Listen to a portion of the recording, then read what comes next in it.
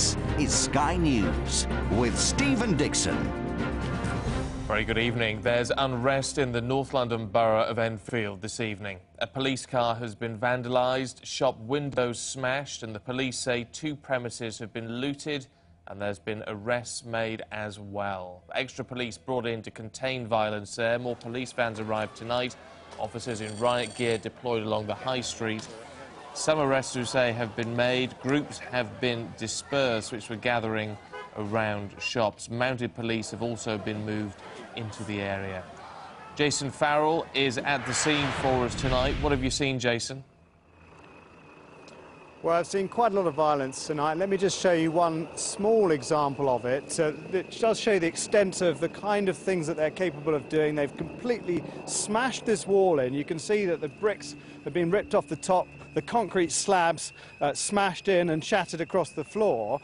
And then those bricks are then used to cause damage elsewhere. And if we just move a little bit further down here, we can see a local pharmacy has had its windows smashed in. You can hear the alarms going off at the moment. And I don't know if we can just lower the camera and look down through there. I understand that the looters went in, smashed up the shop, took the till out of the shop and threw it in the nearby river. They've obviously caused quite a lot of damage inside and out of the shop. And I'm afraid that I've seen it firsthand. Several people will charge at the shops and will just move away from the alarm to get away from the noise. And the police are pretty powerless to do anything because they can, of course, choose an area or a shop where the looters the looters can choose an area where the police aren't guarding. But there is an extraordinarily large police presence here. We haven't been told exactly how many officers, but we know that this is a very big operation. We're actually inside the police cordon at the moment. So there's police officers at this end, and I don't know if we come across the road here, you might be able to see that police are also across the road that end. And in some areas, there's a much deeper presence and a much more aggressive presence because they're having to deal with large numbers of youths. They're not here, I have to say, right here at the moment. It's quiet, but that's only because they will have moved to a different part of town. I was here about 2 hours ago, just before the violence started, and you just got the sense that this was a really menacing presence, that there were a lot of people here to cause trouble, I would say in the hundreds. And obviously the police were making arrests, they were stopping and searching, some people were getting aggravated, but I think it was almost inevitably going to erupt. And that's what's happened, but it's happening in pockets. It's not pitched battles. The police are literally trying to keep up with the violence as it spreads around this town of Enfield. Why is it so difficult, Jason, for the police to keep a tag on what's going on? We're just seeing pictures of some of the mounted police going in. As you were showing us, the police vans are there. There's been a helicopter in the air. They've had police dogs with some of those crowds of youths as well. Despite all those resources, why is it still proving so difficult? Well, yeah, you've got dogs, you've got horses, you've got police officers in large numbers, but at the end of the day, they can't predict which group of youngsters are going to suddenly erupt. And those youths will find an area where the police aren't, and they'll start smashing stuff up. I mean, even as a journalist, when you get a camera out in amongst that crowd, you feel quite threatened. You feel like it could get taken off you, or you could be attacked.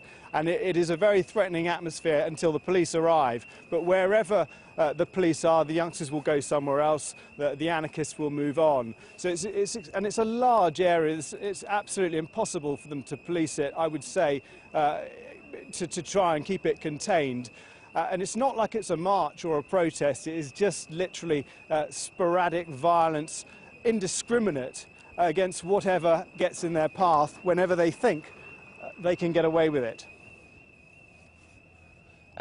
Just hearing, Jason, from Sky sources that a car and a van are on fire in Enfield tonight, somewhere within the vicinity of where you are now. And I guess that is going to raise the real concern, isn't it, that Enfield could erupt into what we saw in Tottenham last night? Yeah, I would say the night is very young, actually. You really got the sense that people were here for the long term. I mean, we thought it wouldn't start until around about now. It actually got started a bit early, and I would expect that these people, they just move from one area to the next. They'll try and cause as much damage as they can. And, you know, it's like trying to decide where to park coming here earlier. You really couldn't tell which would be a safe spot and which wouldn't. The centre of town was where everyone was gathered, but that's not where it is now. It's just moving around different parts of the town. And I think it could go on into the early hours, and we could see quite a few fires, I'm afraid. OK, Jason, for now, thank you. I know you're going to keep us updated throughout the night here on Sky News, but let's get some reaction from the Conservative MP for Enfield North, Nick Dubois, who's on the phone. What do you make of what's happening so far in your constituency? Well, it's been a very depressing night for Enfield. I've been down in the town centre off and on since about 6 o'clock, and things looked, after the initial disturbances, as if they had been contained. That was after the first 2 or 3 shops were trashed by these people, these thugs who've come up here to do this damage. Since then, after an attack on a police van, which took place about 100 yards from where I was, then it escalated and got more serious. Are these just opportunistic attacks from what you've seen and what you've heard from police? Well, one of the reasons I came down to the town centre when this was clearly happening is all during the day the social media has been building almost so that it had become part organised and part self-fulfilling prophecy that Enfield was the target for these people tonight. And if you'd been like me and you had walked down the street listening to people as young as 14, 13 on their phones calling up their friends and saying, where are you? Have you got off the train yet? We're meeting here. It is clearly an organised bunch of criminals that are set out to undertake this activity. Some, no doubt, will want to profit from it if they can. Others here, hell-bent on violence. It's simple. It is just criminal, thuggish behaviour. There is no cause here. You say no cause, but what about the link to what we saw in Tottenham last night, where even people who were critical of that violence in that area have said they can understand why it happened? It raises valid questions, doesn't it, about underlying problems in communities like Tottenham and in Enfield North, and to some of the community issues which are now being highlighted by this. I mean, not to justify the violence in any way, but perhaps to understand some of the frustration there. Well, in terms of what you hint at, in terms of social deprivation, etc., etc., I don't accept that at all tonight. Let me explain why. Apart from anything else, as these groups cause an initial bit of trouble in the town centre and then disperse up the streets, they're not running randomly.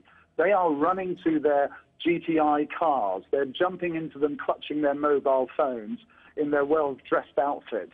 These people are clearly well organised, sufficiently wealthy enough to have an extreme number of cars here to help them organise their events. So I don't accept that argument at all. And you don't come to Enfield if you are fighting a local cause, which is what you're suggesting. This is well organised. It is criminal behaviour. We must ensure that the police, when they make their arrests, and that they do make their arrests, and we get those that are convicted, face the full brunt of the law here. There's no ifs or buts about this. And that's one of the things I can say with full confidence, because I came down here, I looked and I listened and saw what's happening. Are you satisfied, as a Member of Parliament for that area, that enough is being done by the police? There have been questions by some of the guests I had on the programme earlier on, saying certainly in Tottenham they don't feel the police were going in hard enough. What's your assessment of what you've seen in Enfield?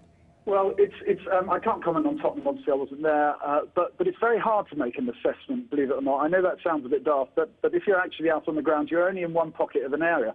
Early in the evening, I was very impressed by what the police did in the way of containment and managed to stop a large number of shops being attacked. And they did a really good job on that. What I've seen, and obviously there came a point when I moved away from the town centre, because it's not my job to get in the way or be a hindrance. When I moved up some of the residential streets, there were, understandably, a lot of residents saying, well, where are the police? Because as these people were running up the streets, they would do such shameless acts as threaten a 70-year-old gentleman that I was with.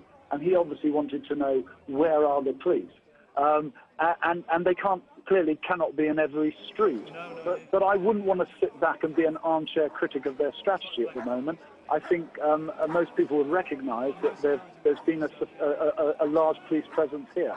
We'll have to see how that pans out in the future. Nick Dubois, MP for Enfield North, thank you for your time and your assessment on what's going on there in your constituency this evening.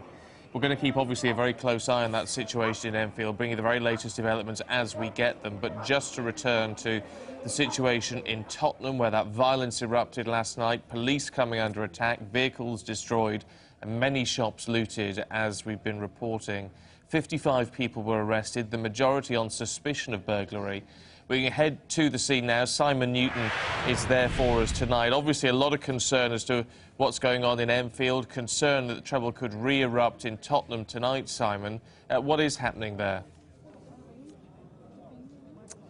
Well, it's very quiet here, very peaceful, I have to say. People out on the streets, as you'd expect, really, here still looking and viewing what happened here last night. There's still a very big police presence, as you can see behind me. Those police cars that were burnt out in those scenes we saw from last night, they're still in the middle of the road. Further down, the high road still burned out. But people here at the moment are very peaceful, as you say, really waiting to see what would happen later on in the evening. That's been the fear, I guess, all the way through today, to see what would happen, whether there would be any re-eruption of the violent scenes that we saw last night. But as I speak, that doesn't appear to be happening. Now, today we've had the IPCC talking to Mark Duggan's family. This was the 29-year-old father of 4 who was shot on Thursday.